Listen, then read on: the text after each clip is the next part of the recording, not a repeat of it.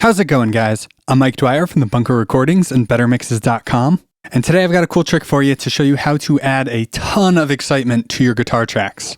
This isn't something that I would do to the guitars throughout the entire song, but it can be nice to do in just the chorus or just the bridge or something like that to add a whole lot more excitement to that section of the song. In the example we're going to be looking at today, I'm going to be using it just in the chorus to add that extra layer of impact. So first, let's hear what our guitars sound like without this trick.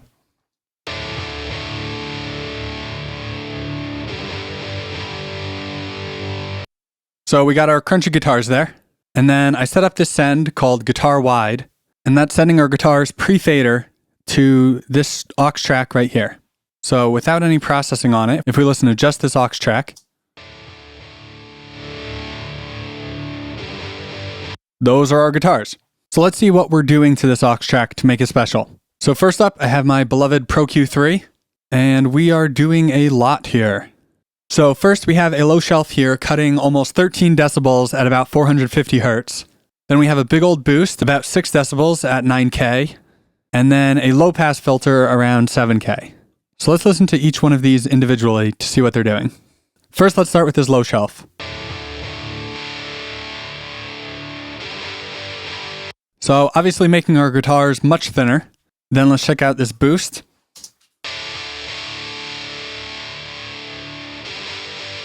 So we have super thin, super bright guitar. And then this high pass here is just to cut out some of that extra fizz that we got from this big boost.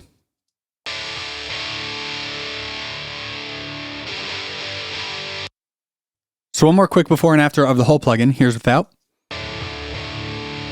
And with. All right, next up I have Soothe.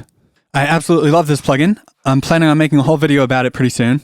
But I'm using it here to cut out some of the harsh mid-range from our guitars. Let's check it out.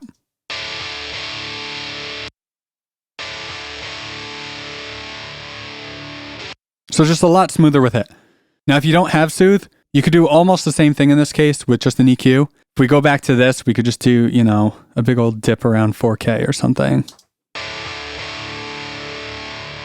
Or even better, we could do a dynamic cut there.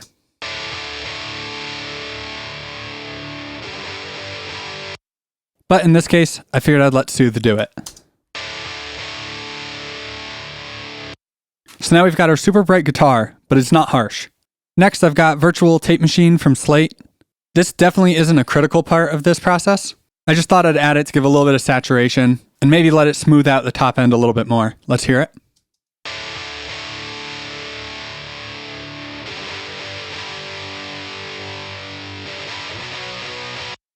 So yeah, that's helping a little bit. Like I said, if you don't have this, you totally don't need it. But I like what it's adding here. Now the most important part of this trick, I have the Waves S1 Imager. This is a stereo widening plugin. You could obviously use any stereo widening plugin, but I'm just pushing the width of the guitars just a little bit. I'm just going to pop this in and out so you can hear what it's doing.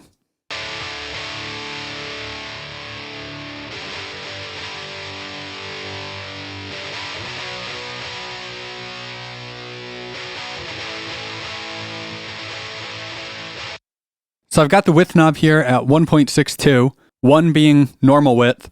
So this would be like an extra 60% widening or whatever, which is kind of a lot. If I had this directly on my guitar bus, I don't think I would ever push it this far, because you can get into some weird phasey stuff when pushing the width on a stereo imager that hard. But since we're doing this in parallel, I'm not afraid to push it a little extra hard. So real quick, let's bypass all the plugins and just do a before and after of all of our processing.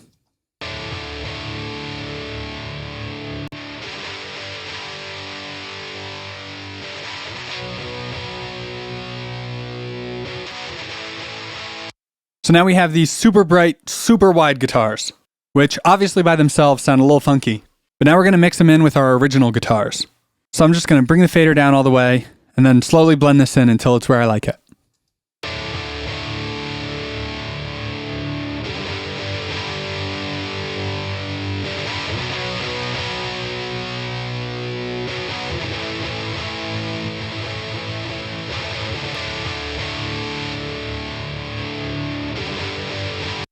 Somewhere around there might be cool. That might be even a little bit too much, but we'll work with that for now. So like I said, I don't want to use this throughout the entire song, just in my chorus. So now what I do, I automate this send so it only turns on during the chorus. So real quick, let's go from the end of this verse into the chorus so you can hear our parallel processing coming in.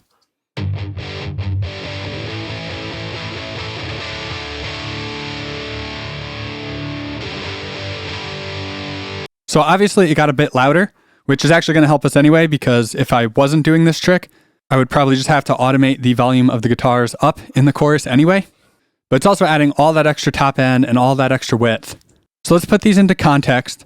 I'm going to play that transition once without our parallel processing, and then we'll listen to it with it.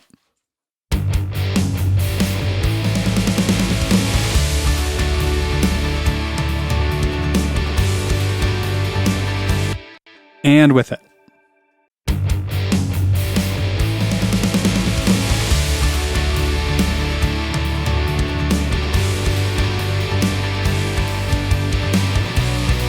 And one more time without.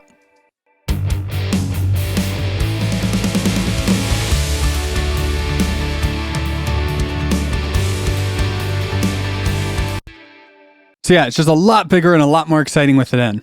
I think that was probably a little bit too loud. Let me bring it down a little bit more and we'll try it one more time.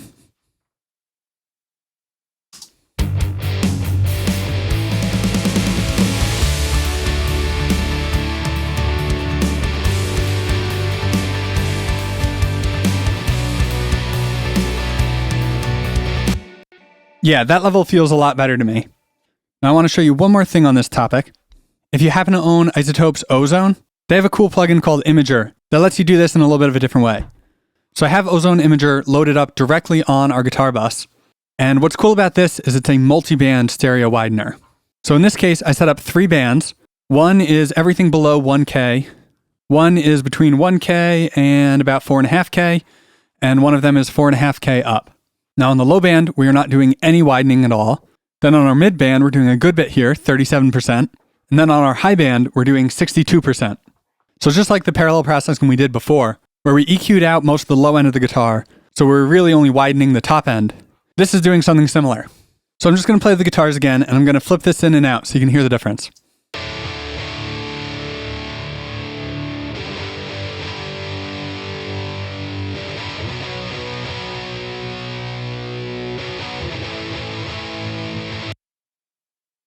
So like I said, this is accomplishing a very similar thing if you happen to own this plugin. And if I were using this, I would just automate it to turn on only during the choruses. But even with this, I kind of like doing it in parallel anyway, whether I'm using Ozone or Waves S1, because when you're doing it in parallel, you can kind of do more to it. It gives you more options to get creative with how you want to process it. For example, we were able to get a little more tweaky with our EQ settings so that we were adding in exactly what we wanted to add in. And then we were able to put in the extra saturation with the tape machine here.